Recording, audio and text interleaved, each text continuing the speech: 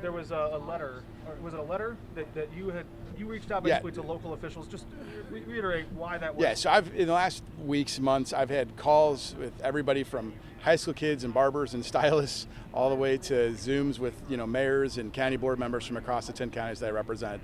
About a month ago, I invited them all to send me a letter that I would take to the governor about their views, okay? Not my views, their views.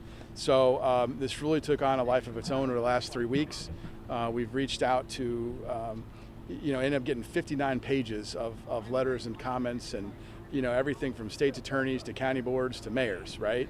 And I'd say 95% of them said, look, Governor, work with us. Edgar County, Illinois, to this day, still doesn't have a single positive case.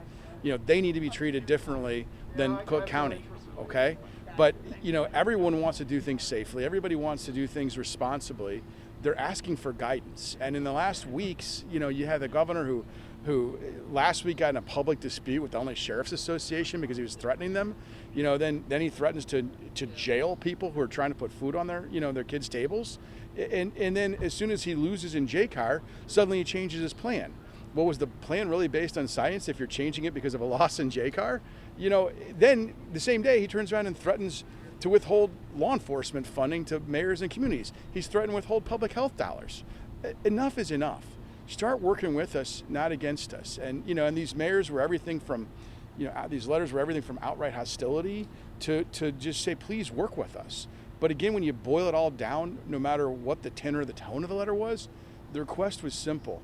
Governor, work with us, not against us. What does it say about the hunger of local officials to do their jobs in this, or the trust of the governor that they're capable of doing their job? I think you should read the Macon County Board Chairman's letter. I thought it was an excellent letter, Kevin Greenfield. And he says, look, we're all in this together, right? And he says, frankly, he didn't want this responsibility, but he'll take it because that's a job he was elected to do. He doesn't want to make these, that kind of but he'll work with the governor to get people back to work as safely as possible. But there's a whole other piece of this, Mark, that's not even discussed. And everyone's putting up this national narrative that it's healthcare versus jobs. It's not anymore. Go read the letter from the mayor of Arcola, okay? The suicide calls that are up, the domestics that are up, okay? Vaccinations nationally have plummeted. Are we going to bring measles back as a society because of this? Of course not. So again, it's time to stop threatening people. Realize that compliance from citizens comes when they feel like they've had a voice and they have buy-in in what's being asked of them.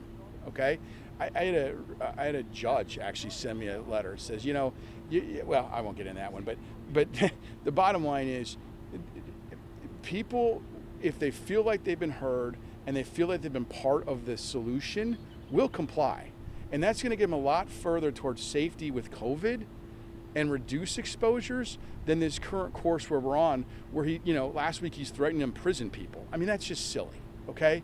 That's silly. Work with us. We want to work with you. We want to do things as safely as possible, knowing you can't mitigate all risk. That's impossible.